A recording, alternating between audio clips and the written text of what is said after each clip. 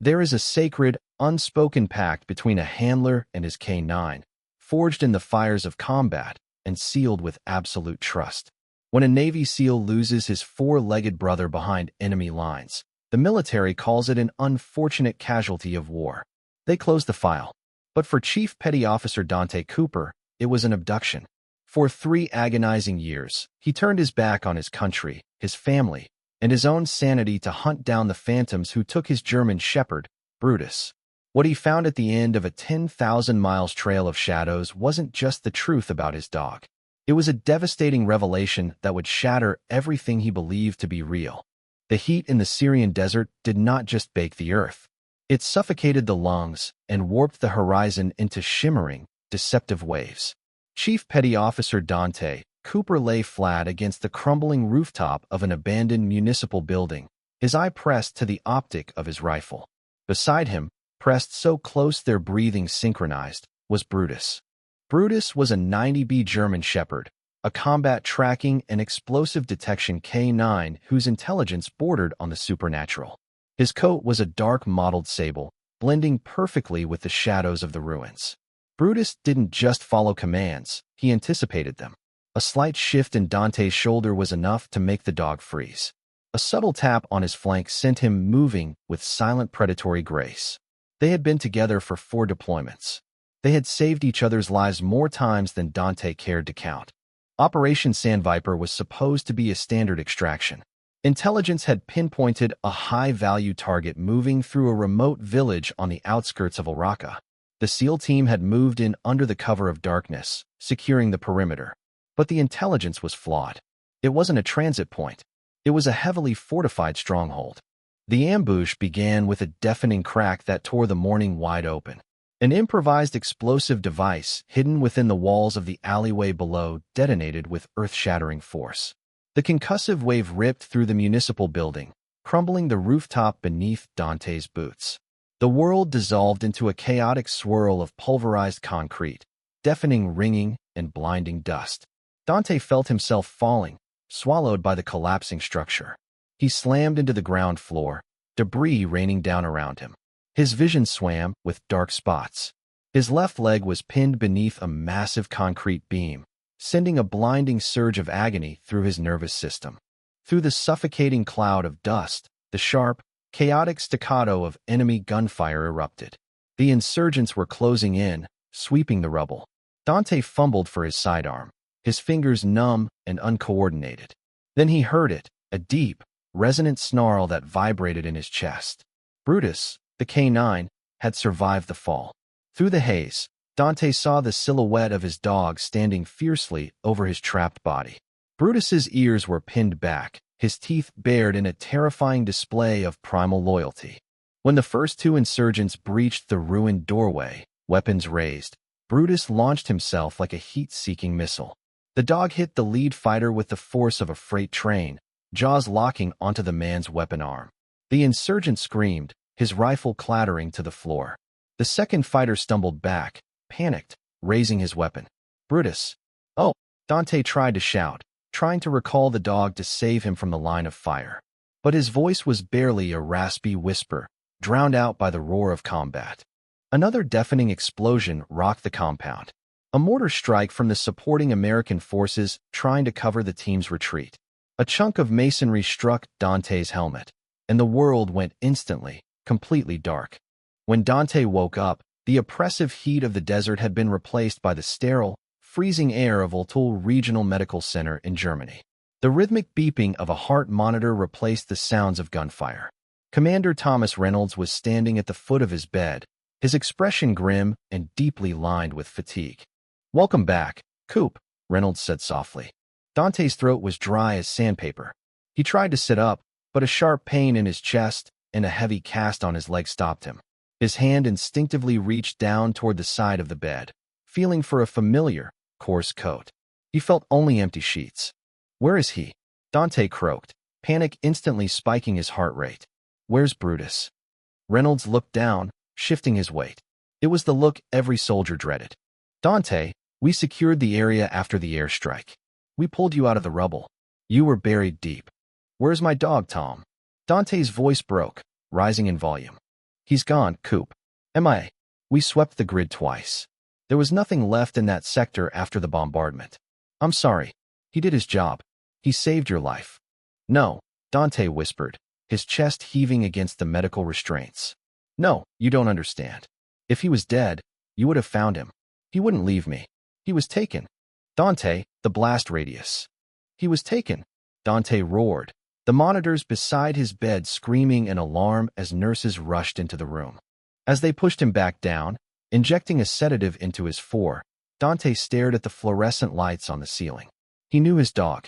He knew the insurgents valued trained American canines as trophies and psychological weapons. Brutus wasn't dead. He was out there, and Dante had left him behind. 14 months later, the military had officially moved on.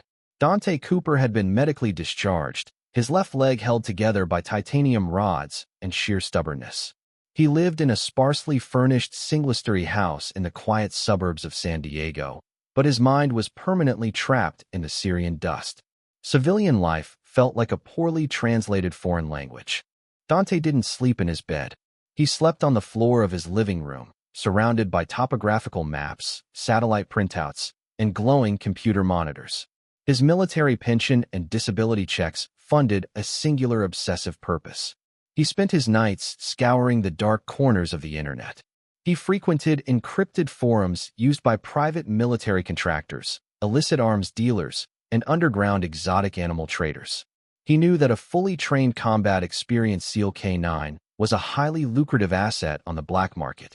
Cartels wanted them for guarding compounds. Rogue mercenaries wanted them for tracking. Wealthy, sadistic syndicates used them for underground fighting rings. His former teammates tried to intervene.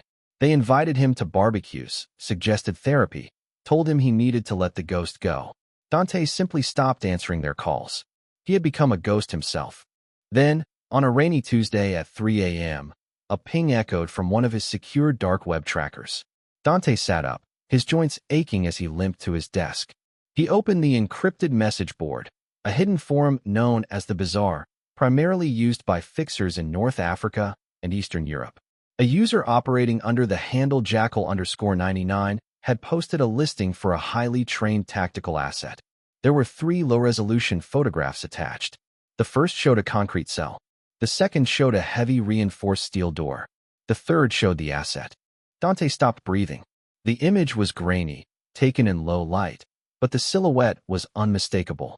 It was a large German shepherd chained to a thick iron ring in a stone wall.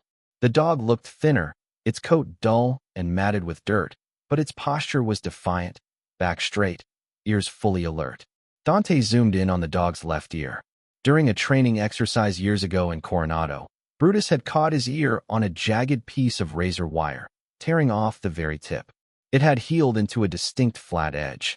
Dante magnified the pixels until they blurred into squares. The flat edge was there. His heart hammered against his ribs like a trapped bird. He downloaded the image and ran it through a high-end photo enhancement software he had purchased from a former intelligence analyst. As the image cleared, another detail emerged. When Brutus had cracked a canine tooth on a Kevlar vest during a takedown, the military vet had capped it with titanium. In the photo, the dog was snarling at the camera. A single metallic glint caught the flash. "It's you," Dante whispered, pressing his hand against the cold monitor. "I found you, buddy." Dante didn't hesitate. He knew the military would never authorize a recovery mission for a dog, especially not based on dark web chatter, and certainly not an unsanctioned OP in a foreign country. He was completely on his own. He spent the next 48 hours liquidating his life. He cashed out his retirement fund, sold his truck, and emptied his savings accounts. He reached out to an old contact, a former Marine logistics officer named Arthur Smitty Smithson, who now ran a very quiet, very illegal supply chain for private security firms. "You're out of your mind, Coop," Smitty said over a secure line, his voice crackling with static. The IP address on that photo traces back to a heavily fortified private military compound in the outskirts of Casablanca, Morocco. It's run by a Russian ex-Spetsnaz named Anton Krieger. The guy is a monster. He deals in weapons, human trafficking, and apparently stolen military dogs. He has 40 heavily armed guards. You walk in there alone, you're dead. "Just get me the gear, Smitty," Dante replied. his voice cold and devoid of emotion. "And a one-way ticket to Casablanca." "And the exfiltration?" Smitty asked. "How are you getting out?" "I'll figure that out when I have him." 5 days later, Dante Cooper boarded a commercial flight to North Africa, carrying nothing but a civilian duffel bag and a burning, relentless fury. The leash connecting him to Brutus had been severed, but the bond remained, and Dante was about to pull that thread until the whole world unraveled. Casablanca smelled of sea salt, exhaust fumes, and ancient spices. For Dante, navigating the labyrinthine alleys of the old Medina was like slipping back into an old, dangerous skin. His limp was slightly more pronounced after the long flight, but adrenaline was a potent painkiller. He met his ground contact, a shadowy information broker named Elias Cole, in a dimly lit hookah lounge far from the tourist districts. Elias was a British expat with a cynical smile and eyes that constantly scanned the room. "You're a long way from sunny California, mate," Elias murmured, sliding a thick manila envelope across the scarred wooden table. Krieger's compound is an old French colonial fortress about 30 miles south of the city limits. Concrete walls, razor wire, infrared cameras, and heavily armed patrols. They used the place as a holding facility before shipping their merchandise to buyers in Eastern Europe. Dante opened the envelope, memorizing the crude blueprints and patrol routes. "Where are the kennels?" Elias tapped a finger on a detached structure near the rear of the compound. "Here, but I'm warning you, Cooper. Krieger has been bringing in foreign buyers all week. If your dog is as special as you say, he won't be held there long. He's a premium item." That night, under the cover of a thick, rolling coastal fog, Dante made his approach. He was clad in lightweight, dark tactical gear supplied by Smitty, his face painted in disruptive camouflage. He carried a suppressed .23 Malawian Quach's handgun, a combat knife, and a specialized wire cutter. He moved with the silent, fluid lethality of a man who had spent his entire adult life mastering the art of unseen violence. He bypassed the outer perimeter senses, timing his movements to the rhythmic sweeping of the guard tower spotlights. He scaled the rough concrete wall, his titanium-reinforced legs screaming in protest, and dropped silently into the shadows of the courtyard. The compound was heavily guarded. 2 men armed with AK-47s stood smoking near the main logistics bay. Dante slipped past them like a phantom, utilizing the blind spots he had memorized from Elias's blueprints. His focus was singular. He could almost feel Brutus's presence pulling him like a magnet toward the rear of the fortress. He reached the kennel building, a long cinder block structure with a corrugated metal roof. The smell hit him first, a potent mix of damp concrete, fear, and animal waste. Dante picked the lock on the heavy steel door and slipped inside, drawing his suppressed weapon. The interior was lined with row upon row of chain-link cages. The moment he stepped inside, a low collective growl rippled through the darkness. There were dozens of dogs here, mastiffs, pit bulls, Malinois, all stolen or bred for violence, all traumatized. Dante moved down the aisle, his heart pounding a frantic rhythm against his ribs. He swept his small tactical flashlight over the cages. Cage 12, Cage 14, Cage 18. He reached the cage he had seen in the photograph. Cage 22. Dante stopped, his breath catching in his throat. He aimed the beam of light into the enclosure. A large German shepherd lay curled in the corner. As the light hit it, the dog stood up, letting out a weak, defensive bark. Dante sank to his knees, pressing his hand against the cold chain link. "Brutus," he whispered, his voice cracking. "Hey, buddy. I'm here. I told you I'd come." But as the dog stepped forward into the dim light, Dante's stomach plummeted into an abyss of cold dread. The dog was a German shepherd. Yes, it had a dark sable coat, but both of its ears were perfectly intact. It lacked the titanium canine. Its eyes, wide and terrified, did not hold the deep, intelligent recognition of his partner. It wasn't Brutus. Panic, sharp and suffocating, clawed at Dante's throat. Had he been wrong? Had the photo been manipulated? Then the beam of his flashlight caught something hanging from a rusted hook on the wall just outside the cage. Dante stood up slowly, his hand trembling as he reached out and took it. It was a custom-made heavy-duty K9 tactical harness. The nylon was frayed, stained with old dirt and dried sweat. Attached to the D-ring was a small tarnished metal dog tag. Dante flipped it over, his thumb brushing over the deeply engraved letters. Brutus K-984 72 U.S. Navy SEALs. It was Brutus's harness. He had been here. The heavy squeal of the kennel doors opening snapped Dante out of his shock. A guard stepped into the building, a rifle slung over his shoulder, holding a bucket of raw meat. Dante moved with instantaneous, brutal efficiency. Before the guard could even register the intruder, Dante closed the distance.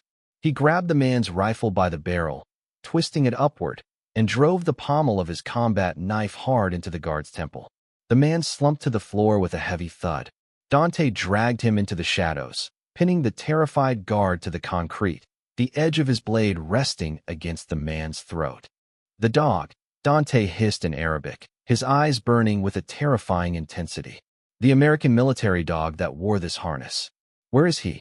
The guard's eyes went wide with terror, a thin line of red appearing where the knife pressed into his skin.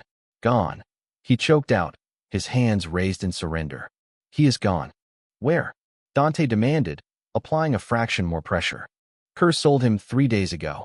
A private buyer, a very wealthy man." "Where did he take him?" Dante's voice was a venomous whisper. "I don't know the exact place. I swear." The guard pleaded, tears welling in his eyes. "The buyer came in a private plane. He spoke English, but with an accent. Russian, maybe. He paid triple the asking price. He said the dog was going to his private estate in the Carpathian Mountains, Romania." Dante stared at the man, the gravity of the situation crashing down on him. He was 3 days too late. Brutus had been moved across continents, sold to a phantom in the mountains of Eastern Europe. Dante slowly lowered the knife, knocking the guard unconscious with a swift strike to the jaw. He stood up, looking at the terrified shepherd in cage 22, then down at the worn harness in his hands. The trail wasn't dead. It had just gotten infinitely colder and far more dangerous. He unlatched cage 22, letting the bewildered shepherd out, giving the animal a chance to escape into the night. Dante clutched Brutus's harness tightly to his chest, the rough nylon serving as an anchor in the storm of his mind. He turned and walked back out into the Moroccan darkness. The hunt was far from over. It was only just beginning. The transition from the sweltering heat of North Africa to the biting absolute zero of the Carpathian Mountains was a shock to the system that Dante Cooper's broken body deeply resented. The titanium rods in his left leg turned into aching columns of ice, radiating a deep, persistent ache with every step he took. But the cold was a secondary concern. The harness, securely tucked into his tactical pack, was his primary source of warmth. Elias Cole, operating from his smoky den in Casablanca, had earned his exorbitant fee. Within 12 hours of Dante's escape from the Moroccan compound, Elias had hacked into the local air traffic control logs.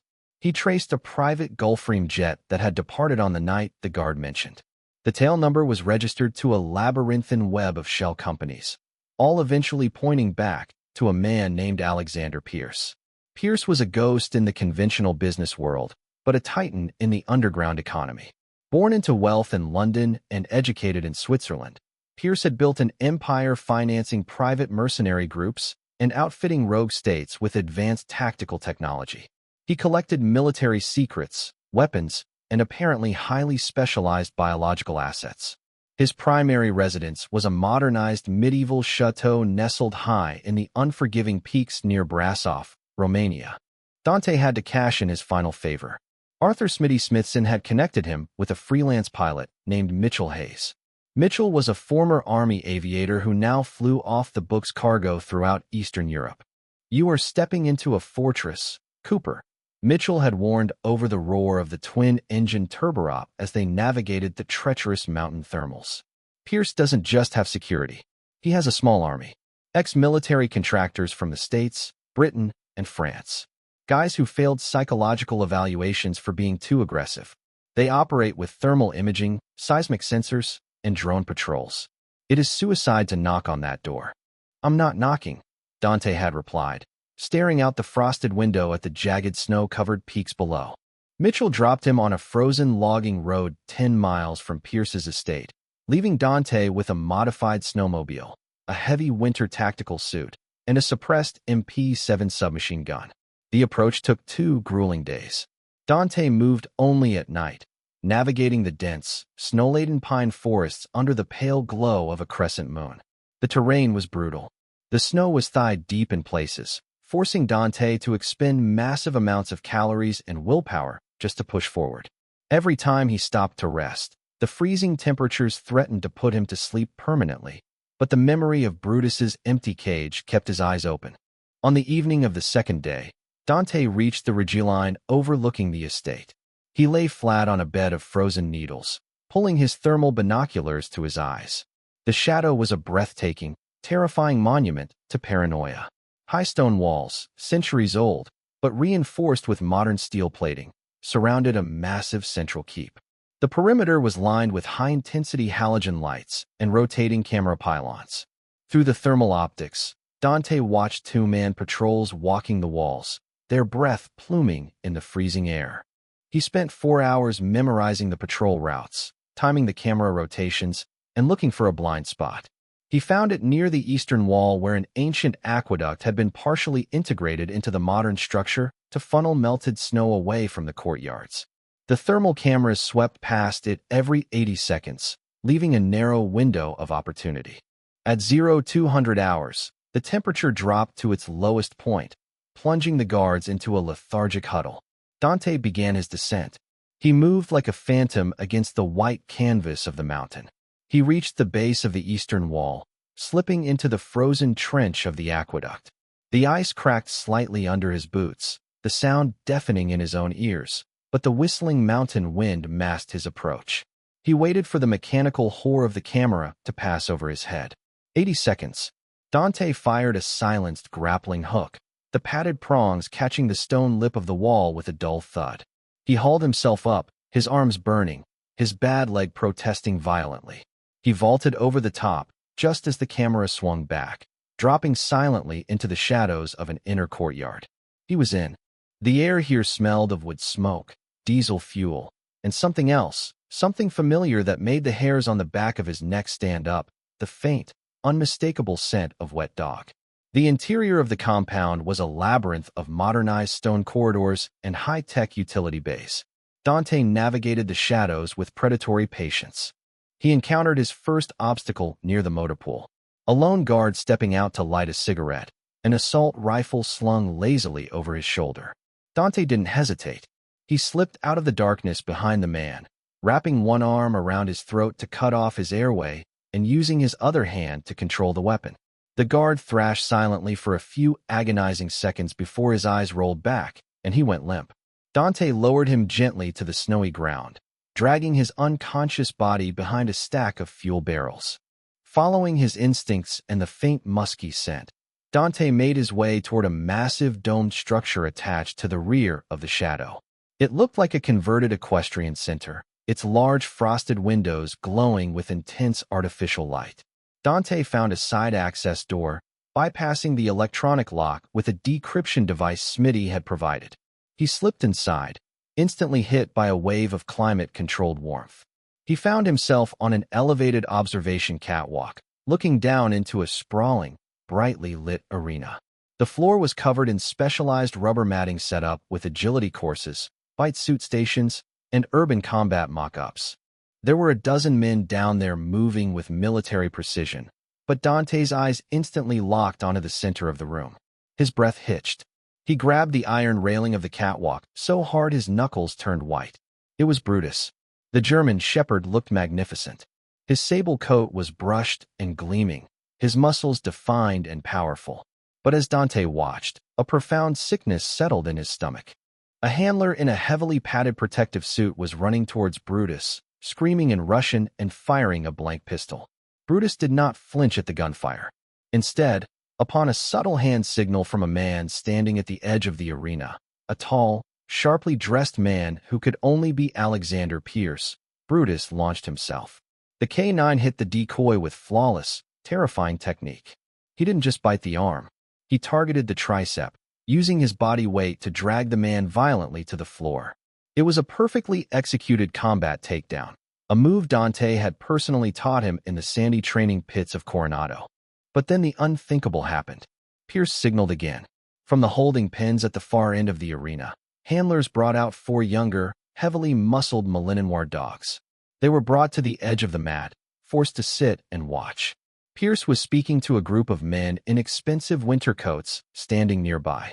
Dante pulled a directional microphone from his chest rig, pressing the earpiece into his ear. The American methods are superior. Pierce's cultured, arrogant voice crackled into Dante's ear. They don't just train the animal. They forge a psychological weapon. This dog, the asset from the SEAL teams, is our master key. We aren't just selling him. We are using him as the apex demonstrator to condition the new breeding lines. These buyers are paying millions for K9 that can break a man's arm and ignore automatic gunfire. Dante felt a cold rage settle into his bones, far colder than the mountain air outside. They weren't just holding Brutus captive.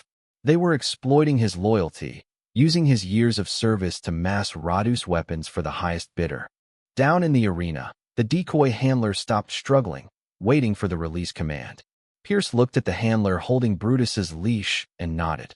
"Oh," the handler commanded sharply. Brutus did not let go. The handler frowned, stepping closer. He repeated louder, raising a small electrified shock stick. Dante's heart hammered against his ribs. Brutus was deliberately disobeying. The dog's jaws remained clamped down on the padded suit, his eyes locked onto the handler with the shock stick. Brutus's ears were pinned back, a low rumbling growl vibrating through the massive arena. He was challenging them.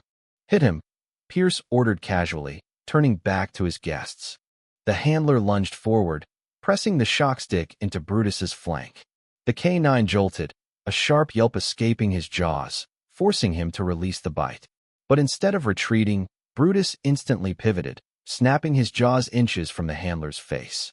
The handler stumbled backward in pure terror, dropping the stick. Dante felt a surge of overwhelming pride.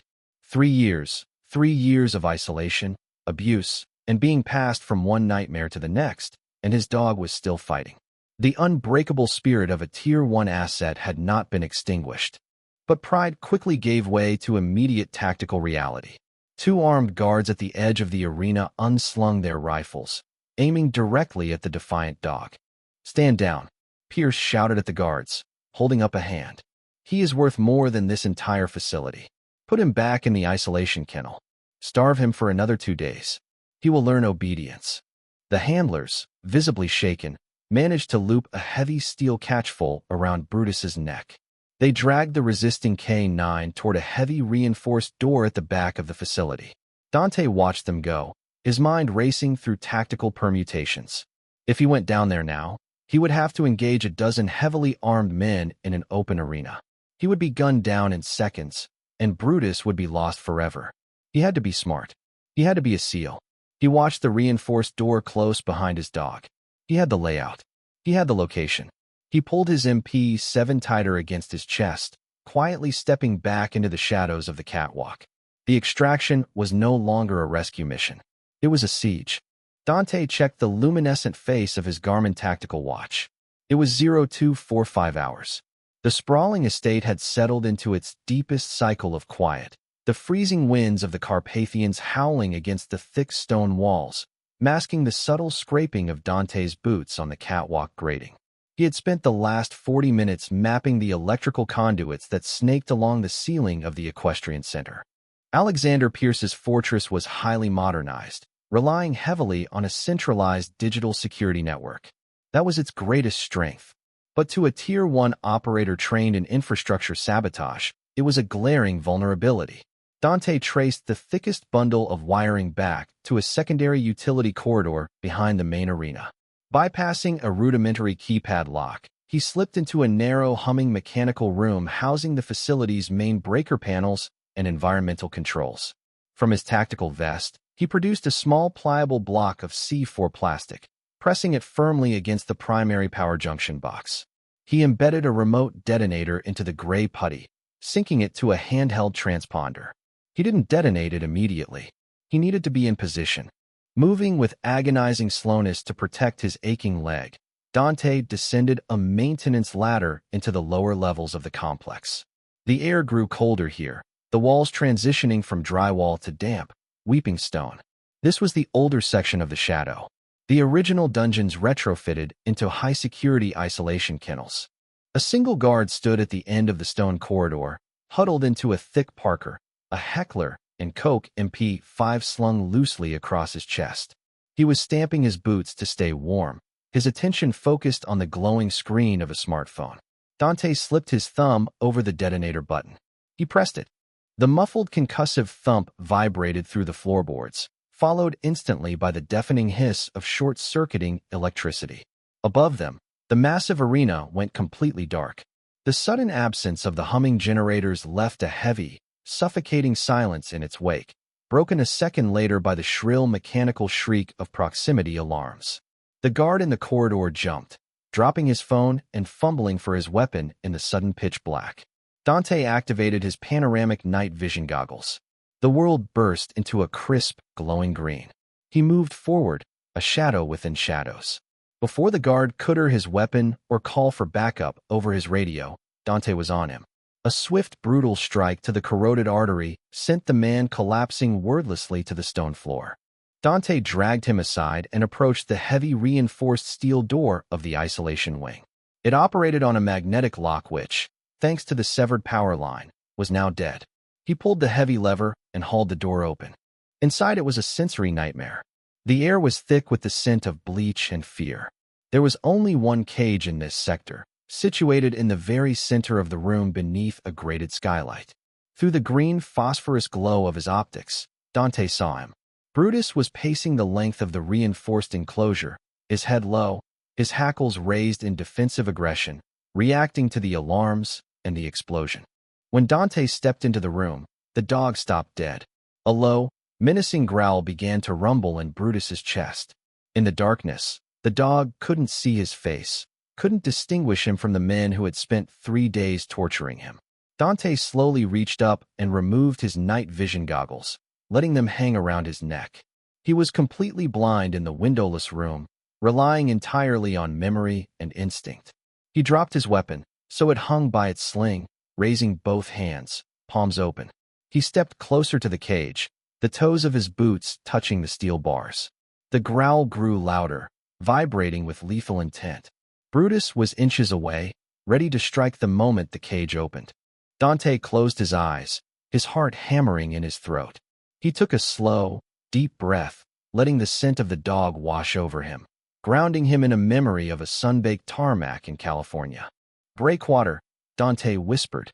It was their secure recall word, a word never used in standard training, reserved only for emergency extractions when the noise of a helicopter or heavy gunfire made standard commands impossible. The growl stopped instantly. The silence in the room became absolute. Dante slowly dropped to one knee, ignoring the sharp spike of pain in his joint. "It's me, buddy," he said softly, his voice trembling for the first time since he had woken up in that German hospital. "It's Coop." He reached out in the dark, sliding his bare hand through the steel bars. For a terrifying second, nothing happened. Then Dante felt a warm, damp nose pressed gently against his palm. The touch was hesitant at first, almost disbelieving. Then a wet tongue dragged across his wrist, frantic and desperate. A soft, high-pitched whine, a sound of pure, unadulterated heartbreak, escaped the dog's throat. Tears, hot and unbidden, spilled over Dante's cheeks. He fumbled with the heavy deadbolt in the dark, throwing the latch and opening the heavy door. "Free," Dante choked out. The 90B German shepherd launched himself into Dante's chest, knocking the seal backward onto the hard stone floor. Brutus wed and licked Dante's face, burying his massive head into the crook of Dante's neck, shivering violently. Dante wrapped his arms around the dog's thick torso, burying his face in the sable coat, inhaling the scent he thought he would never experience again. "I've got you," Dante whispered into the dark, tightening his grip. "I told you I'd come. I've got you." He let the moment linger for 10 seconds, 10 seconds to stitch their fractured bond back together. Then the tactical reality of their situation reasserted itself. The backup generators finally kicked in with a heavy mechanical roar. Red emergency lights flickered to life along the ceiling, casting the dungeon in a bloody, sinister glow. Footsteps, heavy and booted, were thundering down the stairwell outside. Dante stood up, wincing as his knee locked. He unzipped his tactical pack and pulled out the old, frayed, deeply stained harness he had recovered in Morocco. He knelt before the dog. "Gear up." Brutus didn't hesitate. He stepped forward, lowering his head so Dante could slip the thick nylon over his shoulders and buckle the heavy D ring across his chest. The moment the familiar weight of the harness settled on him, Brutus's entire demeanor shifted. The shivering stopped. The frantic whining ceased.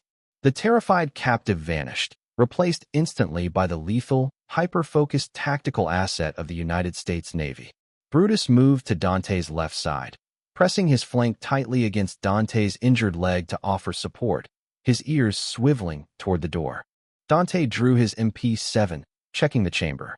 "Let's go home." The red emergency lighting turned the narrow stone corridors of the shadow into a terrifying gauntlet.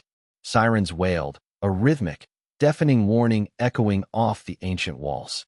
Dante and Brutus moved as a single organism, a synchronization forged in the fires of a dozen war zones. They reached the top of the maintenance stairwell just as a four-man security team breached the doors from the courtyard. They were heavily armed, wearing tactical vests and carrying assault rifles equipped with high-lumen flashlights that sliced frantically through the red gloom. Dante didn't wait for them to acquire a target. "Strike," Dante commanded sharply. Brutus launched himself off the top stair like a coiled spring.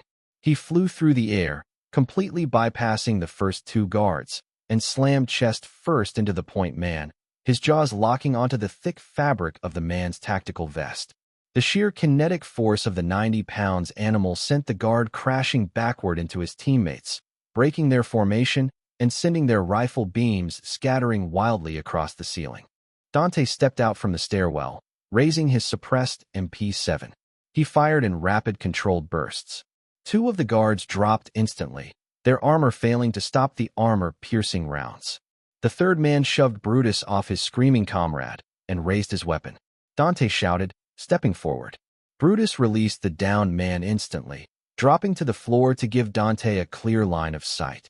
Dante put 2 rounds into the third guard's chest, neutralizing the threat. The corridor fell silent, save for the wailing sirens. Brutus sat patiently beside the downed men, looking up at Dante, waiting for the next command. "Good boy," Dante breathed, his adrenaline spiking, masking the agonizing pain in his leg. They were making too much noise. The entire compound would be converging on this bottleneck within minutes. They needed to get above ground, out of the fatal funnels of the corridors and into the open where they had maneuverability. They pushed upward, moving through a grand dining hall adorned with antique tapestries that looked absurdly out of place beneath the flashing red emergency strobes. They burst through a set of heavy oak doors, stepping out onto the massive snow-covered central courtyard. The freezing mountain air hit them like a physical blow. The courtyard was vast, leading toward the main reinforced gates of the estate. But their path was blocked. 3 heavily armored SUVs were parked in a defensive semicircle near the gate, their headlights blindingly bright, illuminating the falling snow. Behind the vehicles stood a dozen private military contractors, their weapons raised and trained directly on the doorway Dante and Brutus had just exited. Standing safely behind the wall of armored glass and armed men was Alexander Pierce. He was bundled in a luxurious sable coat, looking entirely unbothered by the freezing temperature or the blaring alarms. He held a high-powered megaphone. "Fascinating." Pierce's voice boomed across the courtyard, laced with a venomous amusement. "The ghost operator actually breached the walls. My security chief assured me it was impossible. You must be Chief Petty Officer Cooper, the man who couldn't let it go." Dante pulled Brutus behind a thick stone pillar near the doorway, assessing the tactical nightmare. He had 1 magazine left for his submachine gun and 0 cover between him and the gate. "You are trespassing on sovereign property, Cooper," Pierce continued, his voice echoing off the stone walls. "But I must admit, I admire your tenacity. Tell me, do you even know why you are here? Do you know why I paid $3 million to a Moroccan smuggler for that specific animal?" Dante remained silent, his mind racing. He checked his explosive pouches, empty. He looked at Brutus, who was watching the guards intently, a low rumble starting in his chest. "You think he's just a dog?" Pierce's voice floated through the freezing air. You think this is a sentimental story about a soldier and his loyal pet? But your government didn't abandon him because they couldn't find him, Cooper. They abandoned him because of what he swallowed. Dante's blood ran colder than the ice beneath his boots. What he swallowed. During your operation in Raqqa, Pierce explained, stepping out slightly from behind the SUV, emboldened by the sheer number of guns protecting him. Your target wasn't just an insurgent leader. He was a broker. He had possession of a highly advanced encrypted microdrive containing the identities and locations of every deep-cover Western intelligence asset operating in Eastern Europe and Russia. When the airstrike hit and the building collapsed, the broker was killed. But before he died in the chaos, he shoved that microdrive into a piece of raw meat and fed it to the nearest starving animal in the rubble. Dante remembered the chaos. He remembered being pinned. He remembered Brutus fighting the insurgents. But before that, there had been a moment just before the blast when Brutus had vanished into the target room to clear it. He digested the meat. Pierce smiled, a chilling expression that didn't reach his eyes. But the drive is housed in a biometric titanium casing. It can't be digested. It lodged safely in his lower intestine. The insurgents who took him didn't know what they had. They just saw a trained attack dog. But I have sources in Syrian intelligence. They tracked the drive's faint ping to the black market. Your dog is a walking vault, Cooper. He holds the keys to dismantling the entire Western intelligence network. The sheer weight of the betrayal crushed the breath from Dante's lungs. The military hadn't just given up on Brutus. Someone high up the chain of command knew the drive was inside the dog. They knew he was taken by insurgents, but instead of authorizing a rescue, they buried the intelligence, burying the dog's existence to avoid admitting they had lost the most sensitive data cache of the decade. They sacrificed a loyal soldier to cover their own incompetence. A quiet, terrifying fury settled over Dante. The institution he had bled for, the country he had sacrificed everything to protect, had written them off as acceptable losses. But they had miscalculated. They had forgotten that a SEAL doesn't stop fighting, and AK-9 never forgets. I don't want to kill the dog, Cooper, Pierce said, sounding almost reasonable. The drive is fragile. A bullet might compromise the casing. Surrender your weapon. Walk away. I will arrange a discreet flight for you back to the States. You get to live. You get to be a hero who tried. But the dog stays. Dante looked down at Brutus. The dog looked up at him, his dark, intelligent eyes reflecting the red emergency lights. There was no fear in the animal, only absolute trust. Dante reached down, gently resting his hand on the top of Brutus's head. He looked back up at the blinding headlights of the SUVs. He didn't care about the microdrive. He didn't care about the intelligence networks or the men in suits who had betrayed him. Pierce, Dante shouted, his voice cutting through the wailing sirens with absolute, uncompromising authority. You clearly didn't read his personnel file closely enough. Dante stepped out from behind the pillar, fully exposing himself to the firing squad. He raised his MP7 and fired 3 rapid shots, not at the men, but directly upward, shattering the massive halogen floodlights attached to the courtyard walls. The courtyard plunged into near total darkness, illuminated only by the headlights of the SUVs. Brutus, havoc! Dante yelled the command with everything he had left in his lungs. It was a command Dante had never actually used in the field, a theoretical conditioning routine designed for multi-target threat neutralization in pitch-black environments. Brutus vanished. The dog didn't run straight at the headlights. He bounded sideways into the deep snow, using the darkness and the perimeter shadows to flank the formation. Before the private military contractors could adjust their night vision or track the movement, a terrifying roar erupted from their left flank. Brutus launched himself over the hood of the first SUV, tearing into the line of men. In the confusion and the darkness, the contractors panicked. They couldn't fire without hitting their own men. Gunfire erupted wildly, sparking off the armored vehicles. But Brutus was moving too fast, a blur of teeth and kinetic energy, tearing down targets and leaping to the next before they hit the ground. Dante didn't wait. Using the chaos, he sprinted across the snow-covered courtyard, pushing his shattered leg past the breaking point, his eyes locked dead on Alexander Pierce. The hunt was ending tonight. Chaos consumed the courtyard in a matter of seconds. Alexander Pierce's elite security contractors, accustomed to fighting men who utilized cover and suppressive fire, were entirely unprepared for the primal, nonlinear warfare of a Tier 1 K9 in complete darkness. Brutus was not merely an animal. He was a heat-seeking missile cloaked in sable fur, guided by a singular, terrifying intelligence. Gunfire sparked wildly against the armor-plated SUVs, the muzzle flashes briefly illuminating the falling snow. Every time a flashlight beam cut through the dark, Brutus was already gone, having relocated to strike from a blind spot. A contractor screamed as the 90-pound shepherd hit him from the roof of a vehicle, driving him into the frozen earth. Dante Cooper ignored the agonizing protests of his shattered leg, pushing through the snow with single-minded lethality. He moved from shadow to shadow, his combat knife drawn, closing the distance to the vehicles. Pierce was shouting frantic orders, his arrogant composure entirely shattered. He had retreated behind the heavy passenger door of the center SUV, using it as a ballistic shield. Kill the animal. Forget the drive. Just kill it.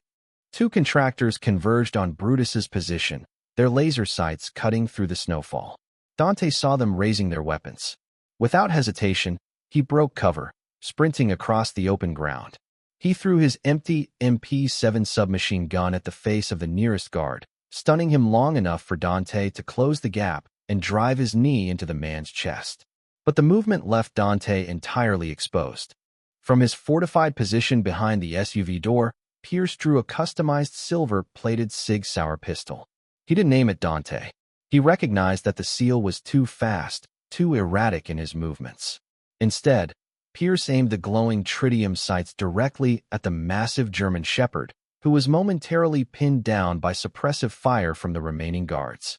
"If I can't sell it, I'll carve it out of him." Pierce roared over the din of battle, his finger tightening on the trigger. Dante saw the silver weapon level at his dog.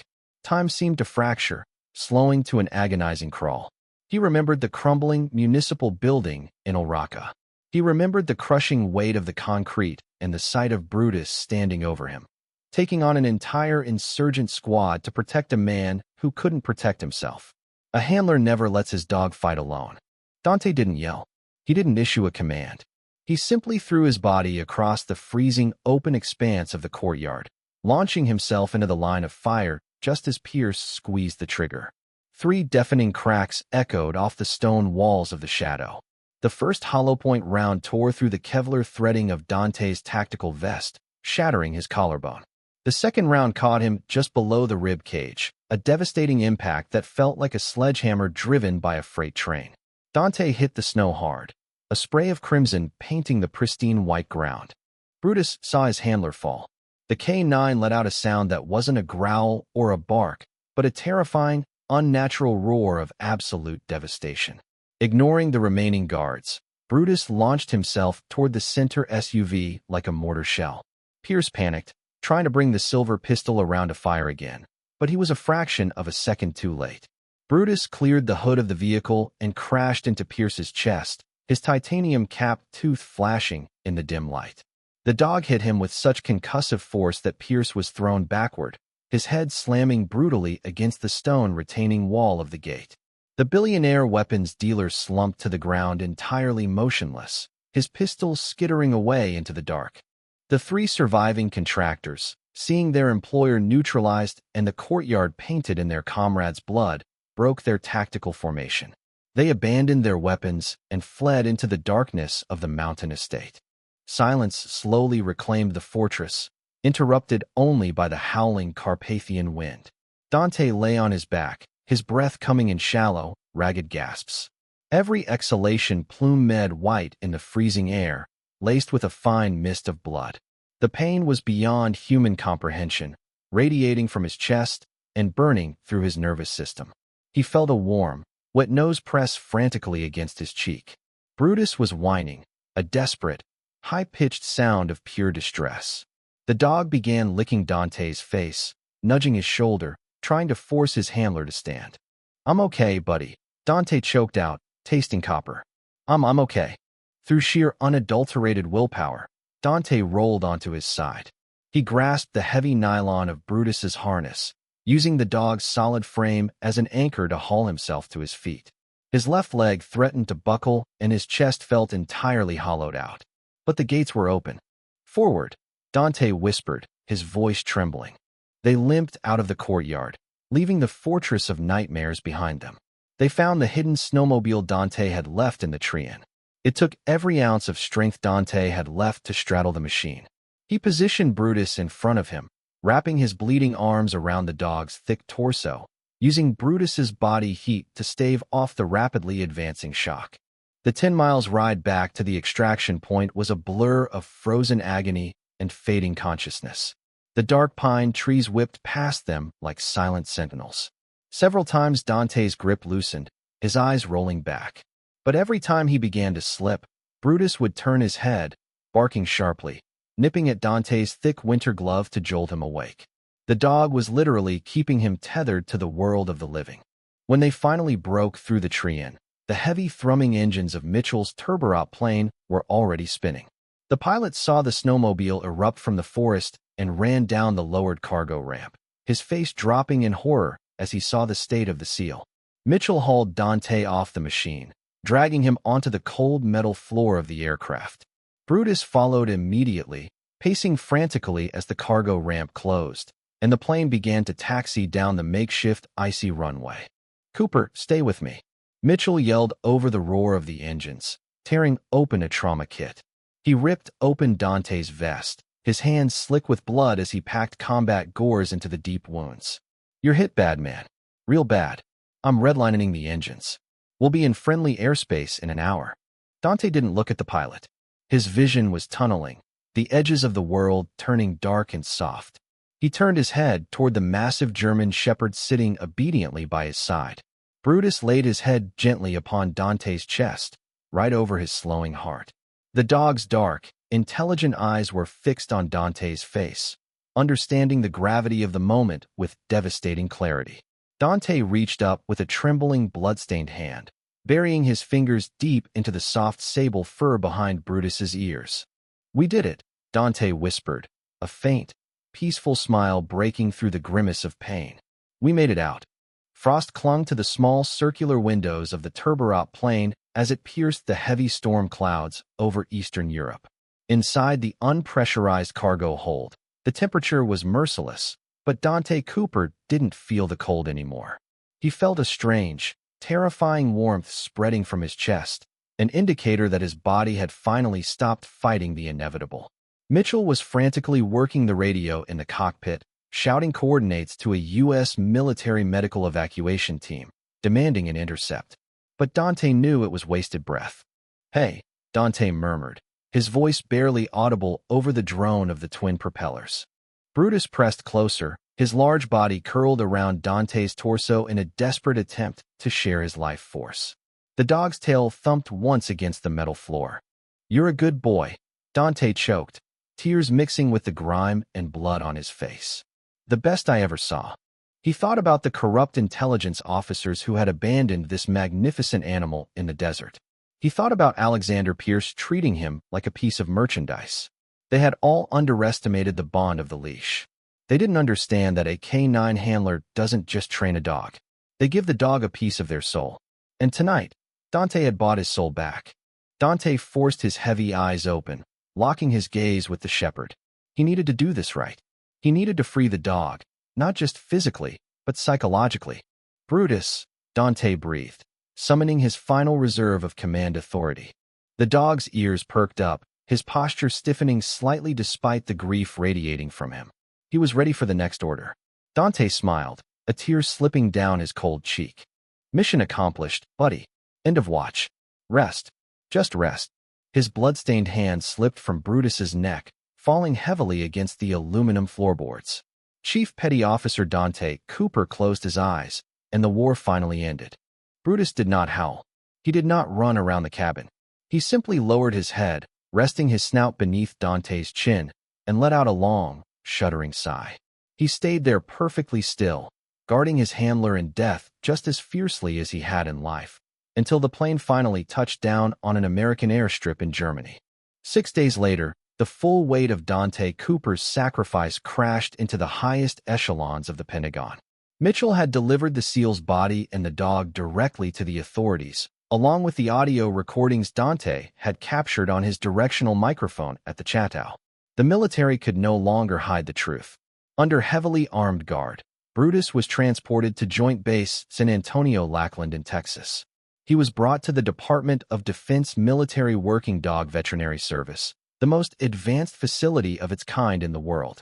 In a sterile state-of-the-art operating room, Dr. Walter Burghardt, the chief of behavioral medicine and the foremost expert on military canine physiology, scrubbed in. Operating with meticulous, painstaking precision, Dr. Burghardt and his surgical team successfully navigated Brutus's heavily scarred intestinal tract. They safely retrieved the titanium-encased microdrive that had been lodged inside the animal for over 3 years. The intelligence recovered from the drive was unprecedented. It triggered an immediate devastating purge within the defense community. 3 high-ranking intelligence directors were quietly court-martialed for treason and dereliction of duty. Alexander Pierce's entire underground syndicate was dismantled in a coordinated global sweep by Interpol and the CIA. The shadows that had stolen Dante's dog were dragged violently into the light. But for those who knew the truth, the geopolitical victories were meaningless ashes compared to the cost. On a crisp, brilliantly clear Tuesday morning, Section 60 of Arlington National Cemetery was silent, save for the rhythmic crunch of polished boots on gravel. Dante Cooper was laid to rest with full military honors. The Secretary of the Navy was present, a quiet acknowledgement of the massive cover-up the chief petty officer had exposed. The rifle detail fired 3 crisp volleys into the sky, the sharp cracks echoing over the rolling green hills and the endless sea of white marble headstones. A lone bugler played taps, the haunting melody wrapping around the grieving assembly. Arthur Smitty Smithson stood near the front, dressed in a sharp black suit. Beside him, sitting with perfect statuesque posture, was Brutus. The German shepherd was wearing his old frayed tactical harness. He looked healthy, his coat shining in the morning sun, his surgical wounds healing perfectly under Dr. Burghardt's care, but his eyes were fixed entirely on the flag-draped casket suspended over the open earth. When the honor guard meticulously folded the American flag into a crisp triangle, an admiral stepped forward, but he didn't hand it to a grieving widow or a parent. Dante had no family left. The admiral walked over to Smitty and the dog. He knelt down, the brass buttons of his dress uniform gleaming, and gently presented the folded flag to Brutus. The dog carefully took the fabric in his teeth, holding it with absolute gentleness. The crowd began to disperse, the heavy emotional toll driving the Moors back to their cars, but Brutus did not move. Smitty reached down, gently touching the dog's head. "Come on, buddy. Time to go home. You're coming with me now." Brutus turned his head, gently setting the folded flag down on the pristine green grass at the head of the grave. He looked at Smitty, then looked back at the fresh earth. With a quiet grace, the massive German shepherd laid down in the grass, resting his chin on his paws, crossing them over the edge of the flag. He was fully retired. He was safe. He was a hero who had brought down an empire. But as he closed his eyes in the warm Virginia sun, listening to the wind rustle through the ancient oak trees, he was just a loyal soldier, waiting patiently for his handler to give the next command. If this story of Chief Petty Officer Dante Cooper and Brutus broke your heart, please know that their sacrifice wasn't in vain. It proves that the bond between a soldier and their K9 is a force more powerful than corruption, greed, or even death itself. These incredible animals give us their absolute everything, asking for nothing but our leadership and love in return. Let's honor the legacy of all military working dogs and their handlers who never made it home. If this gripping real-life inspired tale moved you, hit that like button to show your respect. Share this video with a friend or a dog lover who needs to hear it. And please subscribe to the channel so we can keep bringing you these incredible stories of loyalty, drama, and survival. Drop a comment below for Brutus and Cooper.